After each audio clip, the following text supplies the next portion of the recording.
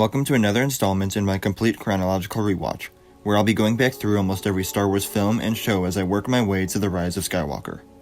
I've already gone through some of the movies, so be sure to check those out for yourself after this. Today we're going over the Clone Wars Season 2, Episode 1, Holocron Heist. Set in 21 BBY, Cad Bane infiltrates the Jedi Temple and attempts to steal an ancient Jedi Holocron. It's up to Ahsoka, Anakin, and Obi-Wan to stop the bounty hunter from escaping with the valuable Jedi artifact. This episode kicks off the second season of the show, and other than some minor changes in character designs, I didn't really notice the animation being drastically better in any form, which surprised me a bit. It didn't affect my enjoyment of the episode at all, but I was expecting a major shift in animation between seasons, although I guess that happens later on after this season finishes and the characters get major updates in their looks. This episode serves as the first appearance of Cad Bane chronologically, as he infiltrates the Jedi Temple to steal a holocron. We actually don't get to see much of his capability and skill here, since he spends most of his time sneaking around. Rather, we just see his attention to detail when it comes to planning, and his poor relationships with others, like most bounty hunters. He blows up his droid Toto 360, who voiced by Seth Green is a perfect counterpart to the cold personality of Bane, and then his hunter partner Cato Parasiti betrays him when captured and gives up the entire plan. Bane isn't the kind of guy to get along with others. Toto being blown up at the end did make me question whether we ever see him again later on.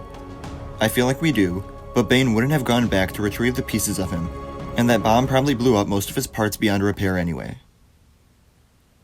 Parasiti, the other bounty hunter in this episode, is also a changeling, but I found it off how it looked more like a hologram than a fluid body morph. We spend most of the time in this episode following these bounty hunters, with only brief jumps to the Jedi in pursuit. Overall, I enjoyed the episode, but something that did bug me was how stuck the Jedi were, specifically Anakin and Obi-Wan, to their initial theory on why the intruders were there, refusing to change their opinion even when new evidence emerged that told them where the intruders were going. To the point where they just ignore the Holocron vault being blasted open and they just slip on down to the communication center, which is already full of Jedi anyway to defend it. It really shows that despite only being a year or so into this war, the Jedi have become so withdrawn from the Force and unaware of the grand plan in play that they are unable to stop a simple bounty hunter from stealing one of the most guarded objects in the main Jedi Temple on Coruscant.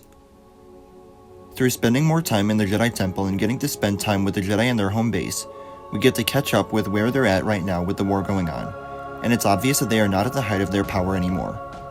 This war has clouded their abilities, allowing for Bane to slip in and steal a holocron fairly easily. It was nice though to get to explore the Jedi Temple and archives for a bit. This episode also has fairly little action to it, being more heavily focused on suspense and infiltrating the temple.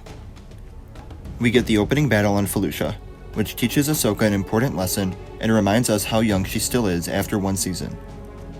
One small detail with this battle that really stood out to me was the difference in steady cam with the droids and ground assault, compared to how the Republic fighters made the screen feel like it was shaking. It's small things with the animation and sound, but it adds a lot to the episode. Later on, we get to explore the archives and meet Jocasta Nu, and then we get our only other piece of action with a short lightsaber duel between Ahsoka and Parasiti. Even though it's short, it was a good change in pace, and we're able to see that despite Ahsoka's youth and inexperience, she's still able to easily take down the bounty hunter who lacks the Force powers or awareness, even though she has Jocasta Nu's lightsaber. Let me know what you think of this episode in the comments below, and where it ranks among your favorite episodes. Remember to like the video, and subscribe to stay up to date with my chronological rewatch. As always, thank you all for watching, and remember, the Force will be with you, always.